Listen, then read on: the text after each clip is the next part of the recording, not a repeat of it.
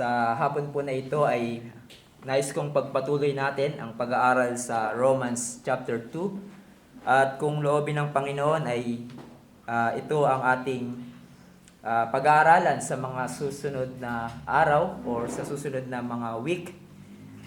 Merong ang biruan na hindi ka daw tunay na reformed pastor kung hindi ka gumawa ng exposition sa Romans. At ito ang goal ko this year, pag-aralan natin ang buong Book of Romans. At isa sa mga pangarap ko talaga as a pastor ay to preach the whole New Testament, verse by verse. And after that, pwede na akong kunin ng Panginoon. So Lord willing, ito ang ating tatalakayin sa mga susunod na panahon. So please open your Bibles with me. If you still remember, natapos tayo sa Romans chapter 1 at pagpapatuloy natin ang pag-aaral sa Romans chapter 2. Tayo po ay nasa chapter 2 na ng Romans. Hayaan niyo pong basahin ko sa Tagalog. Sa mga taga-Roma, chapter 2, sinabi dito, "Kaya't wala kang maidadahilan o tao, maging sino ka man na humahatol, sapagkat sa paghatol mo sa iba ay ang iyong sarili ang hinahatulan mo. Sapagkat ikaw na humahatol ay gumagawa rin ng gayong mga bagay. Subalit nalalaman natin na ang hatol ng Diyos sa kanila na nagsisigawa ng gayong mga bagay ay ayon sa katotohanan. At inaakala mo ba ito o tao na humahatol sa mga gumagawa ng gayong mga bagay at gayon din ang ginagawa mo na ikaw ay makakatakas sa hatol ng Diyos? O hinahamak mo ang mga kayamanan ng kanyang kabutihan, pagtitiis at pagtiyatiyaga na hindi mo nababatid na ang kabutihan ng Diyos ang umaakay sa iyo sa pagsisisi? Ngunit ayon sa iyong katigasan at pusong hindi nagsisi, ay nagtitipon ka para sa iyong sarili ng puot sa araw ng kapuotan at pagpapahayag ng matuwid na paghuhukom ng Diyos. Kanyang gagantihan ang bawat tao ayon sa kanyang mga gawa. Sa kanila na sa pamamagitan ng pagtiyatiyaga sa mabubuting gawa na naghahanap ng kaluwalhatian at karangalan at ng kawalan ng kasiraan ay magbibigay siya ng buhay na walang hanggan. Samantalang sa kanila na makasarili at hindi sumusunod sa katotohanan, kundi bagkos ay sumusunod sa kasamaan, ay para sa kanila ang puot at galit. Magkakaroon ng hirap at pighati sa bawat kaluluwa ng tao na gumagawa ng kasamaan, unay sa Hudyo at gayon din sa Griego. Subalit kaluwalhatian, karangalan at kapayapaan sa bawat gumagawa ng mabuti, unay sa Hudyo at gayon din sa Griego, sapagkat ang Diyos ay hindi nagtatangi ng mga tao." Tayo po ay manalangin at tumingi ng tulong sa ating Diyos. Let's pray. O aming dakilang Diyos, salamat po muli sa pagkakataon na pinagkaloob niyo sa amin marinig ang tinig ng aming Panginoong Yesus. Patuloy niyo po pa po kaming turuan, dahil patuloy din po kami na nalalapit sa kasalanan. Patuloy din po kami na malapit na sumuway sa inyong mga salita. Kaya't o Diyos, sa pamamagitan nito ay suriin niyo po ang aming mga puso. Gawin namin itong parang salamin sa aming mga sarili na magpapakita ng aming mga kasalanan, ng mga bagay na dapat naming ituwid sa aming buhay. Nawa o Diyos ay maging encouragement din ito sa amin, ang mga katotohanan na matatagpuan namin dito sa inyong mga salita sa Romans 2, na sa aming mga mananampalataya ay maging matibay na aming panghawakan ang mga sinasabi ng inyong salita patungkol sa aming sarili, patungkol sa aming kalagayan sa inyong harapan. Sa lahat ng ito, kami po ay nagpupuri, nagpapasalamat. Tulungan niyo po ang inyong abang lingkod sa kanyang pangangaral ng inyong salita, ay bigyan niyo po siya ng patuloy na kalakasan, kalinawan ng pag-iisip. Gabayan niyo po, Panginoon, ang aking pananalita at ilayo niyo po kami sa anumang kamalian. Sa pangalan ni Jesus. Amen.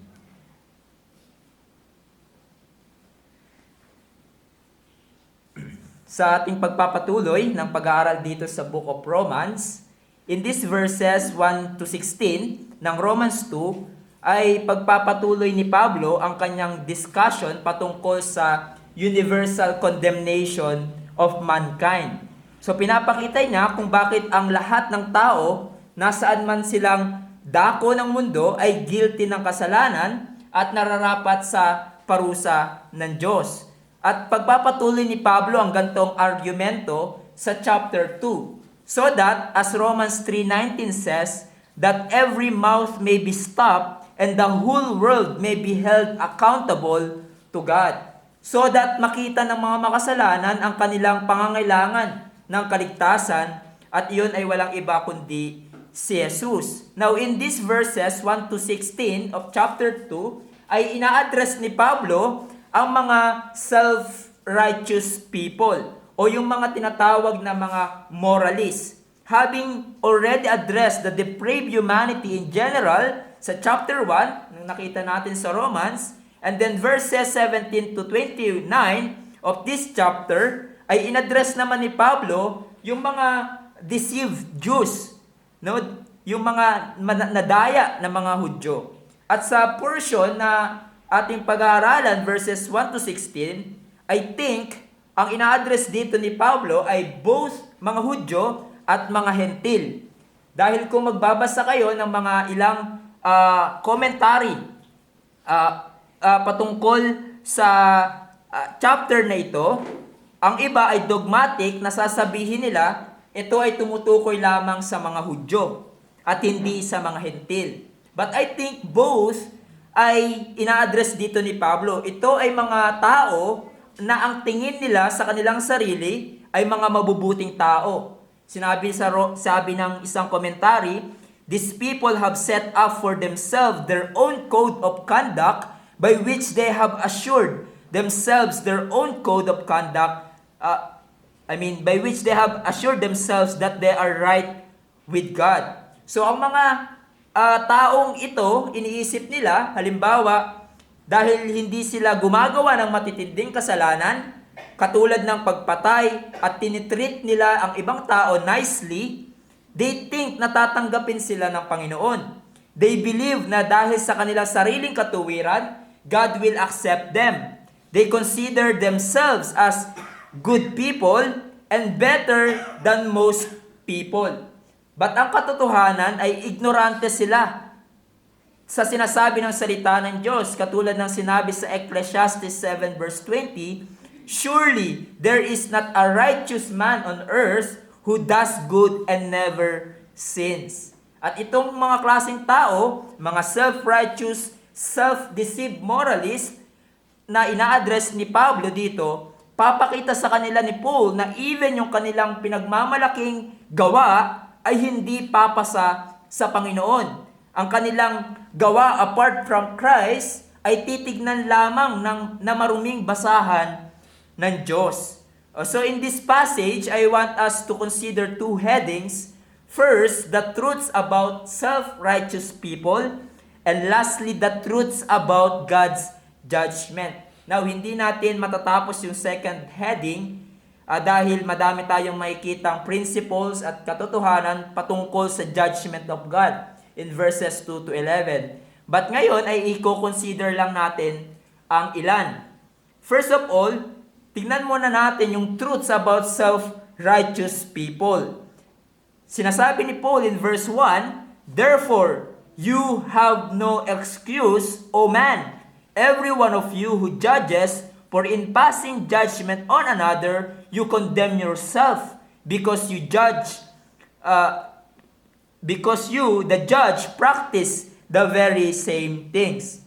Now notice, very important, yung verse 1 begins with the word therefore. Ito ay conjunction, and many commentaries ay nag-struggle sila kung ano ba yung ibig sabihin dito ni Pablo. Saan ba siya ikino-connect? Sa aking pagkaunawa, it seems fit na this conjunction looks backward and forward.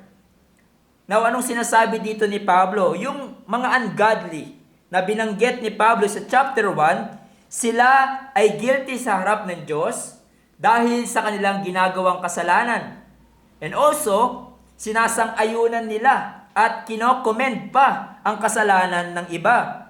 And additionally, ngayon in chapter 2, ay kinakausap niya ang mga self-righteous person at sinasabi niya na deserving din sila ng puot ng Diyos, guilty din sila ng kasalanan dahil hindi lang nila tinotolerate ang kasalanan ng iba, ginagawa din nila yung kasalanan na kanilang kinokondena.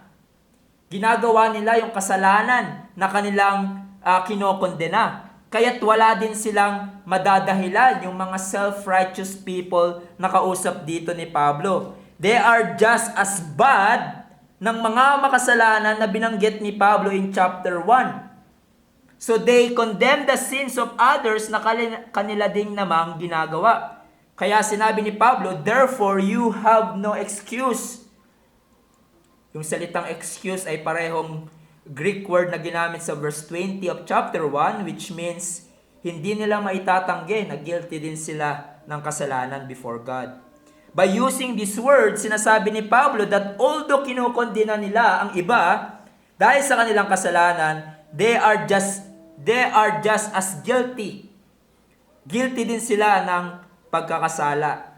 Now, when Paul addressed these people, righteous people and self-righteous people, he used the phrase, "O man, every one of you who judges." Yung salita pong "O man" ay hindi ito nangungusap sa isang tao lang sa church in Rome.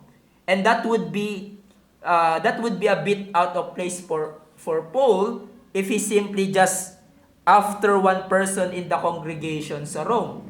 But as commentary suggests na itong gantong style ng phrase ay isang teaching device kung saan ina-address ng writer, in this case si Paul, a single imaginary person na nagre-represent an entire group of people in conversation or sa isang debate in order to teach others a crucial point. So, ina-address nila Pablo isang imaginary person o man na nagre-represent ng group ng tao. At in our text, the righteous people. Self-righteous people. Yung iba, tinatawag nila ito na diatribe. Isang style ng pagsusulat.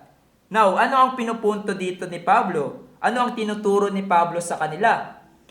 Kung gina-justify natin na okay tayo sa Panginoon dahil meron pang mas malala ang kasalanan kesa sa ating ginagawa at iniisip natin na hindi natin kailangan ng kaligtasan sa kadahilanang ang iba ay may mas matinding kasalanan ang ginagawa ng iba, mas worse yung ginagawa nila kesa sa atin, yan ay pagiging hipokrito.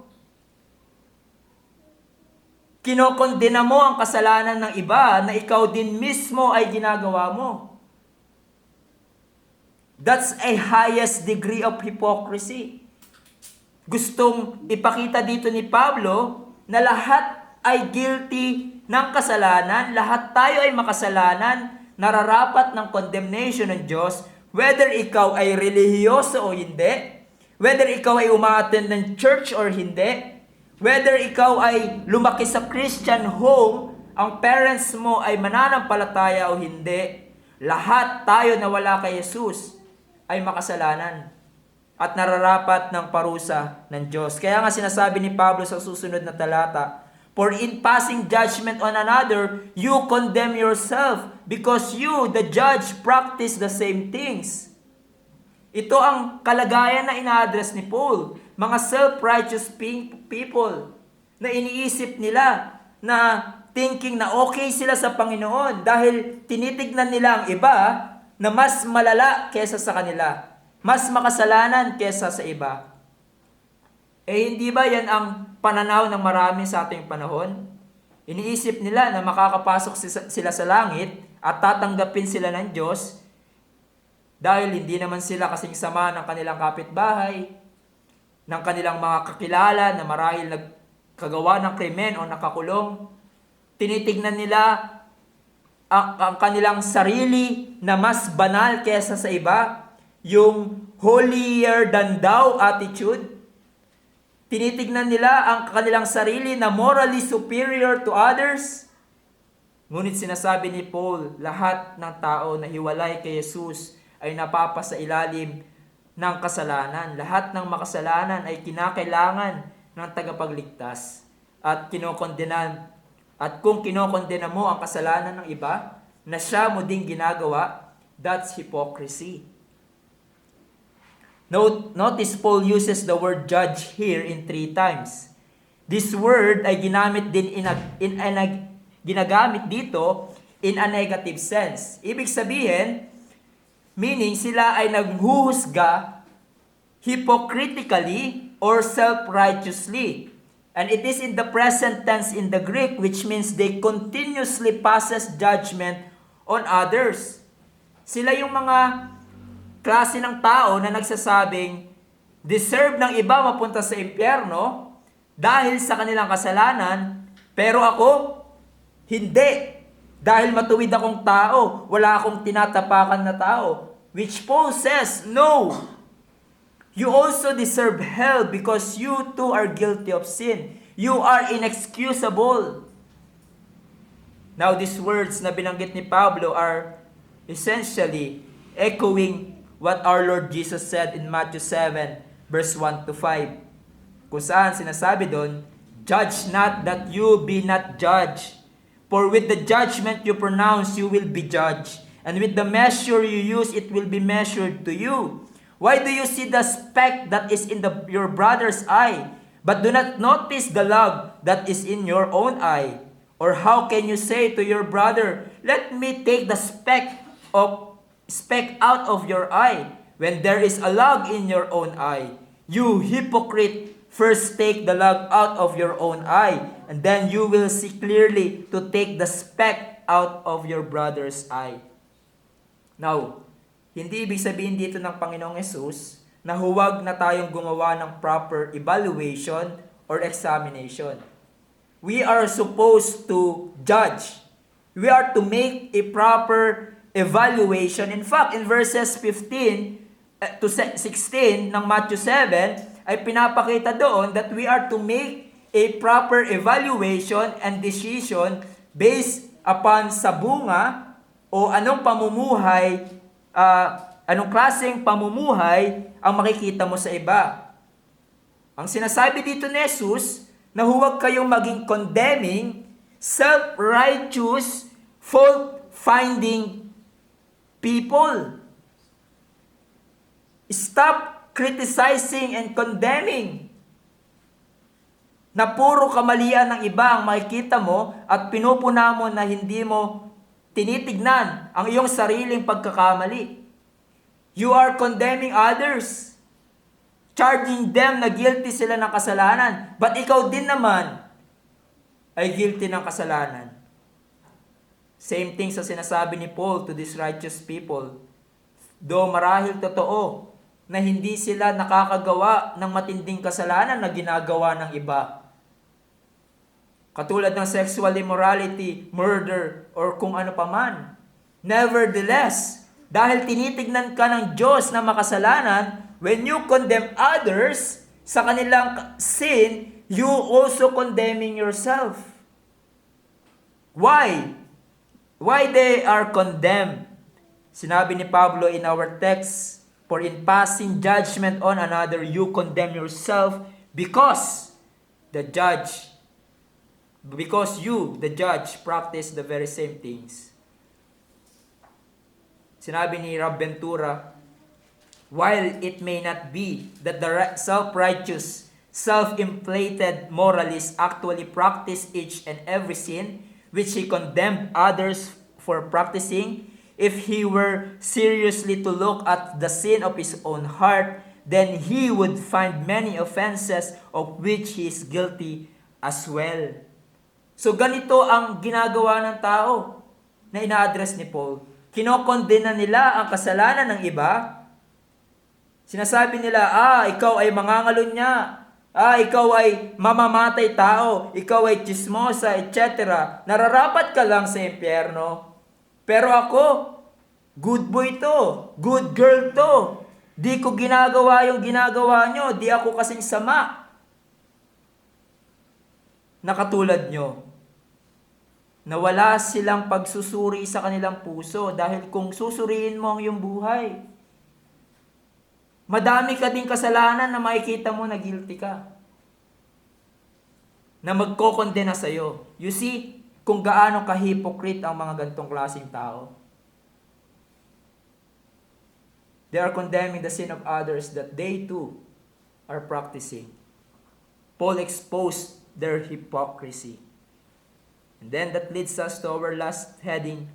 Pagkatapos ipakita ni Pablo ang katotohanan patungkol sa self-righteous people, yung kanilang baluktot na judgment, Paul now speaks about the judgment of God.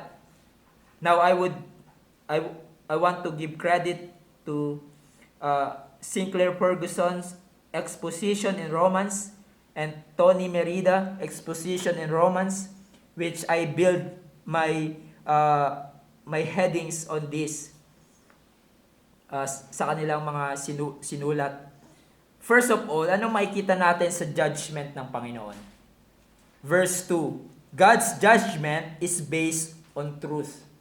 Ang paghahatol ng Diyos ay nakabase sa katotohanan. Sinabi sa verse 2, we know that the judgment of God rightly falls on those who practice such things.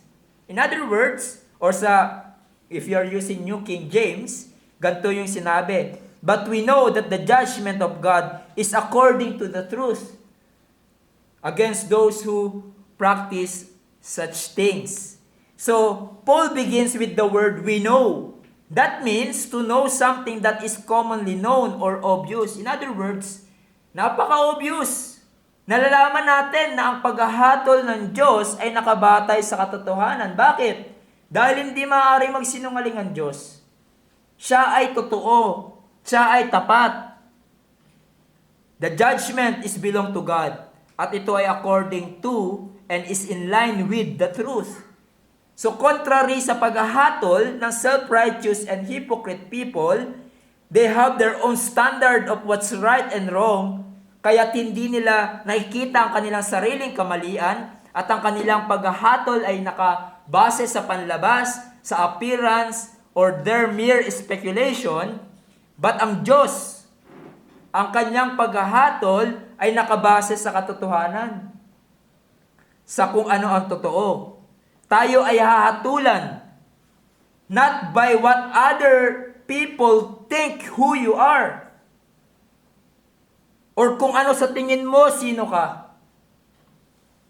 Na for sure, ang sasabihin ng mga tao sa kanilang sarili ay mas matuwid sila kaysa sa iba. All people will be judged according to the truth. According sa standard ng Panginoon. And by the way, yung judgment dito na tinutukoy, as we shall see, ay patungkol sa paghahatol ng Diyos sa huling araw.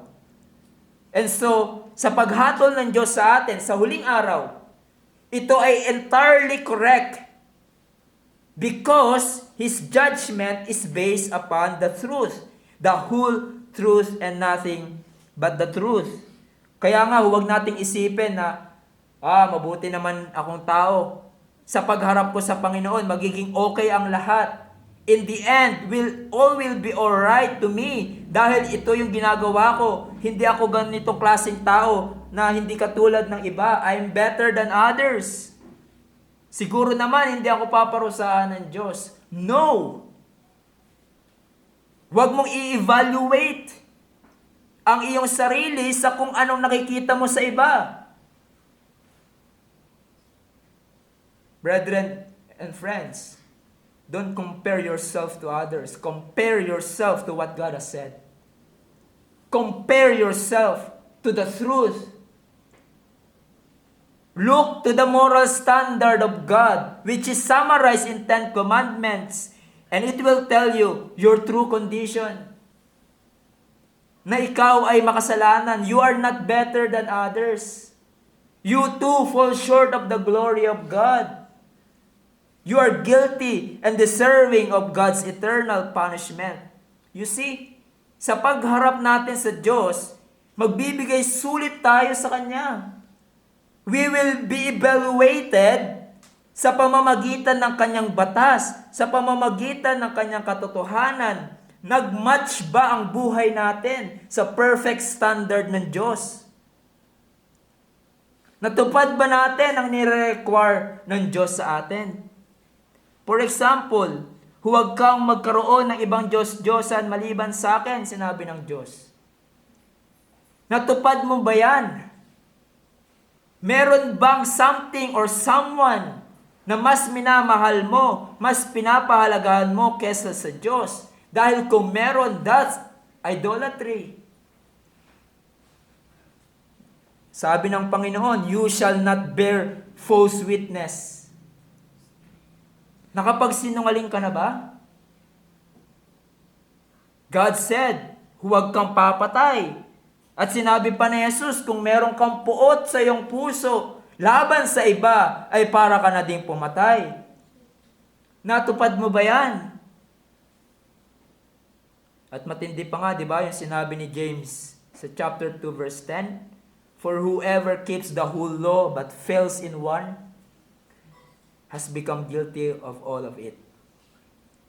Siyam sa 10 utos ang natupad mo sa batas ng Diyos, pero nag-fail ka isa-isa, ay nalabag mo ang lahat ng batas ng Diyos.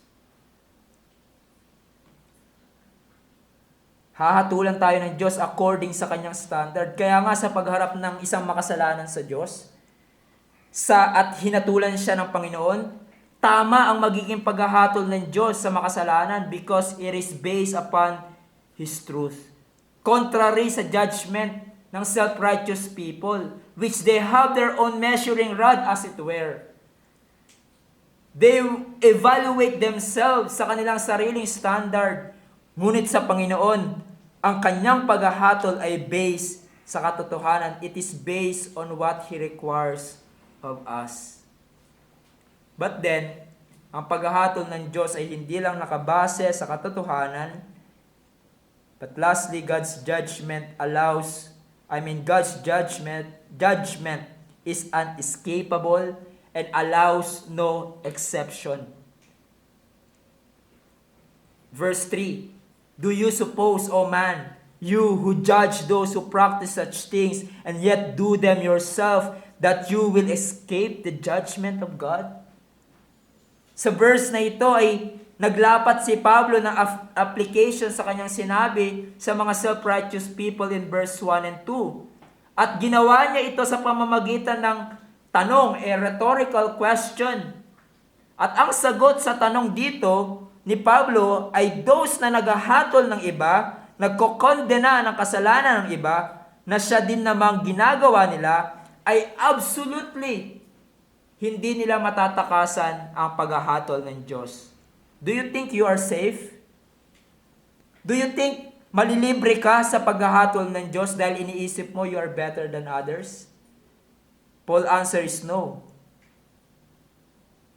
Ang mga taong kausap dito ni Pablo thinking na matatakasan nila ang paghahatol ng Diyos because sila thinking na matatakasan nila ang paghahatol ng Diyos because sila ay ignorant sa tuwid na paghahatol ng Diyos who judges according to the truth, and also they think matatakasan nila ang paghahatol ng Diyos dahil they judge themselves by the wrong standard.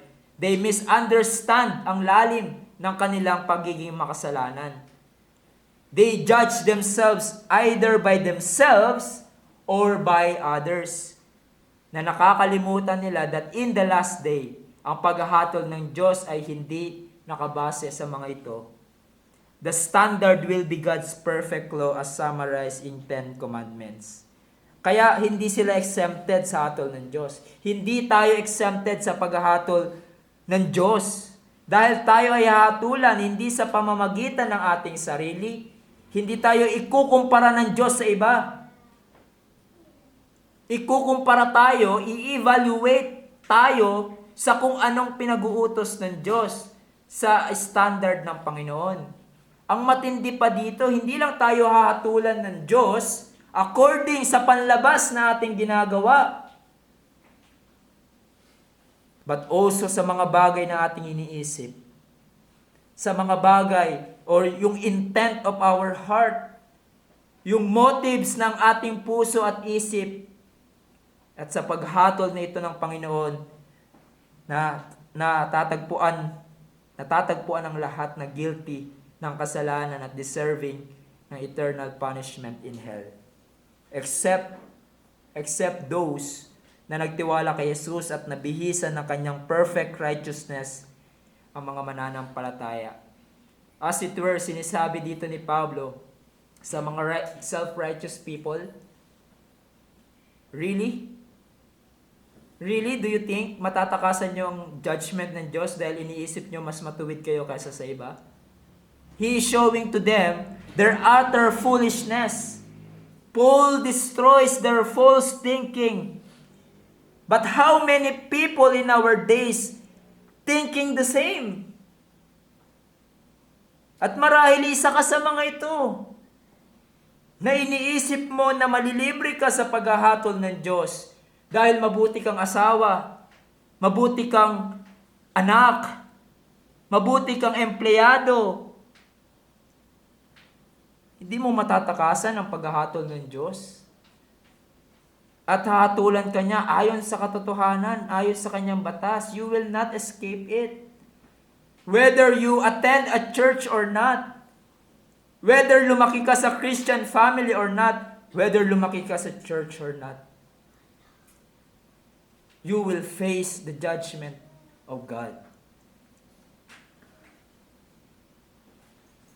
So here we see kung paano in-expose ni Pablo ang self-righteous, hypocrite, moralist people, those who think na sila ay maliligtas sa paghahatol ng Diyos dahil iniisip nila na mas matuwid sila kesa sa iba. They are holy than others, they think, which ang realidad is that they too ay guilty ng kasalanan and will stand condemned before a holy God who know their every actions and thoughts. But then, nakita natin ang katotohanan patungkol sa paghahatol ng Diyos. Contrary sa judgment ng self-righteous people, God will judge according to truth, according to His perfect standard, and His judgment is unescapable and allows no exception. Each one of us will be judged by God. By the way of application, what other things we can draw from this? Para sa atin mga believers. For us believers, thanks be to God that we have a Savior who saved us from the judgment of God's law. Tulad ng ating nakita, tayo ay huhusgahan din ng Diyos according sa kanyang perfect law, according sa kanyang perfect standard. At kung magiging tapat tayo sa ating sarili, we cannot obey the law of God perfectly. We fall short of God's perfect standard. Ang batas ng Diyos, ang 10 utos, ay binigay sa atin for the reason na makikita natin ang ating karumihan. Tulad na sinabi ni Paul in Romans 3:19. Now we know that whatever the law says, it speaks to those who are under the law, so that every mouth may be stopped, and the whole world may be held accountable to God. For by the works of the law, no human being will be justified in His sight, since through the law comes the knowledge of sin. So ang batas ng Diyos ay hindi tayo malilinis sa ating kasalanan, bagkos ipapakita nito sa atin how much we need cleansing. Ang pagsunod sa batas ng Diyos ay hindi tayo maliligtas. Because wala naman talagang perfectly makakasunod nito. And the law of God condemns us. It shows us na guilty ka ng kasalanan at nararapat ka sa parusa ng Diyos magpasawalang hanggan.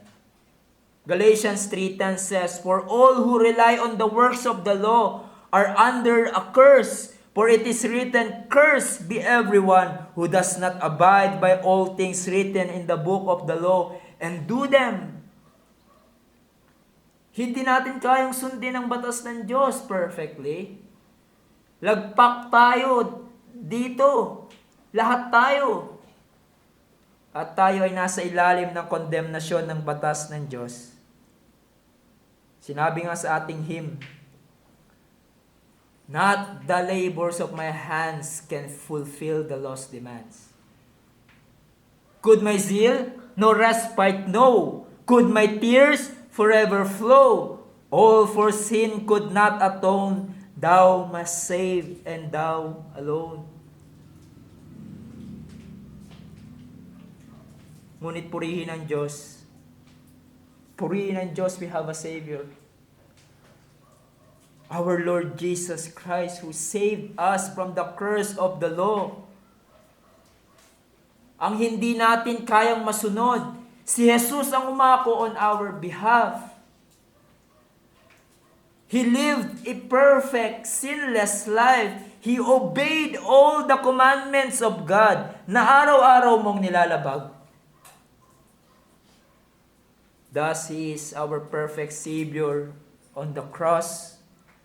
And on the cross, He became curse for us. Inako ni Jesus ang parusa at sumpa na nararapat sa ating mga lawbreakers. And now, tayo na mga mananampalataya kay Kristo Jesus ay tinitignan ng Diyos bilang isang matuwid dahil sa katuwiran ni Jesus na inaibilang sa atin nung tayo ay nagtiwala sa Kanya. Purihin ng Diyos na meron tayong tagapagligtas na nagligtas sa atin mula sa kondemnasyon ng kautusan. But secondly, kung ikaw ay mananampalataya bilang babala sa atin, stop from judging others self-righteously and hypocritically as Jesus commands us. Maaari tayong magkaroon ng tendency na mas busy pa tayong punahin ang kasalanan ng iba kesa suriin at tignan natin ang ating sariling kasalanan. Katulad ng mga hypocrite, ng mga Pharisees na binabalaan ni Jesus. Just like self-righteous people na binanggit dito ni Pablo, they are busy sa paghanap ng puwing ng iba na hindi nila napapansin na merong mas malaking puwing alag sa kanilang mga sariling mata. Let us be careful with this regard, brethren. Let us not be a judgmental members of this church. Huwag nating gawing standard ang ating sarili kung anong dapat gawin ng iba at hindi nila dapat gawin. That we are the standard of what is right and wrong. At kung di ginagawa ng iba, ang ginagawa natin, we think mas superior tayo sa kanila. Na mas magaling tayo magkondena ng kasalanan ng iba na atin din namang ginagawa. May it never be true sa atin bilang members ng church na ito. Kaya nga, when I'm studying this, grabe talaga ang judgment for those who teach. When we condemn the sin of others that we too are doing. May it never be true sa atin bilang members ng church na ito. Ang ating pamantayan, always, kung ano ang sinasabi ng salita ng Diyos. And of course, hindi ko sinasabi na huwag na tayong maging discerning, mapanuri, and make a proper evaluation. There's a room for judging others in a sense that we make a proper evaluation of someone. But let's take heed, brethren, na maging self-righteous, judgmental tayo.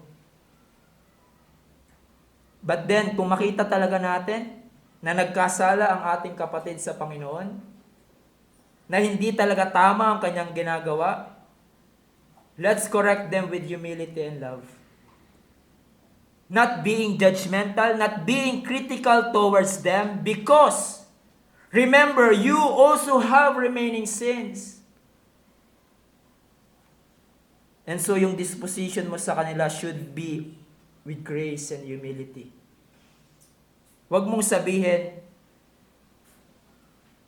kung nagkasala ang iyong kapatid, di ba? Napakahina mo talaga. Kung ako yan, hindi mangyayari sa akin yan. Bakit hindi mo ako tularan? No, brethren. Sa kalooban ng Diyos, nalantad ang kanilang kamalian na kanilang tinatago, yung kahinaan nila. But remember, meron ka ding kahinaan. Meron ka ding labipan ng kasalanan, and so, hindi tayo nagmamalinis. Hindi tayo nagyayabang sa pag-correct sa ating mga kapatid sa Panginoon. Rather, ang ating attitude sa pag-deal sa kanila is always humility, always in spirit of gentleness, because we remember we too have the tendency to do the sins that they are doing. We always deal with them in humility and spirit of gentleness. For you, my friends, until you see yourself guilty of sin and lost before God, you will never be saved. You will never be saved. Hindi ka maliligtas kung ang isip mo ay katulad ng mga self-righteous people na binanggit ni Pablo dito. Kung iniisip mo na hindi ka naman ganong kasama para parusahan ng Diyos, kung iniisip mo na hindi ka naman kasing sama ng iba, you might say, ang iba ay nararapat sa parusa ng Diyos, pero ako, mabuti akong tao, hindi ako kasing sama ng kapitbahay ko, ng katrabaho ko, ng kaibigan ko, I'm a good person than others, so I am okay with God. Kung ganyan ang takbo ng iyong isip, kung ganyan ang iyong buhay, kailanman ay hindi mo makakamtan ng kaligtasan na pinagkakaloob ng Diyos. Because basically you are saying, hindi ko kailangan si Jesus. Kaya kong maligtas sa pamamagitan ng aking sariling gawa, which the Bible says, no. Walang maliligtas sa mabubuting gawa. Walang maliligtas sa pagsunod sa batas. You need to see yourself as sinner, deserving of God's wrath, dahil kailanman ay hindi mo naabot ang perfect standard na dinidemand sa iyo ng Diyos. The law of God will say to you, you cannot save yourself by obeying me. You are guilty. You need a Savior. You need a righteousness outside of yourself to be right with God and be cleansed from all your sins. At ang katuwiran na kinakailangan mo at kapatawaran ng lahat ng iyong kasalanan ay matatagpuan tangi lamang kay Jesus. Aminin mo. Aminin mo ang iyong kasalanan sa Diyos. You are not better than others. Aminin mo, kilalanin mo na hindi ko kayang iligtas ang aking sarili. Say with the tax collector, "O God, have mercy on me, a sinner."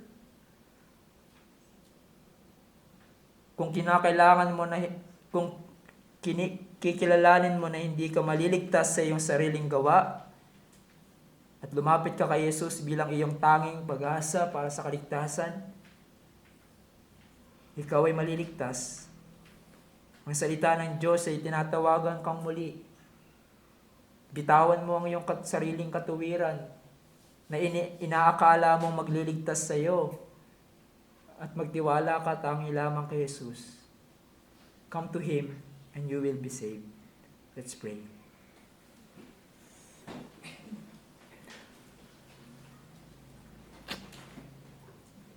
Aming dakilang Diyos, salamat po sa paalala mula sa inyong salita.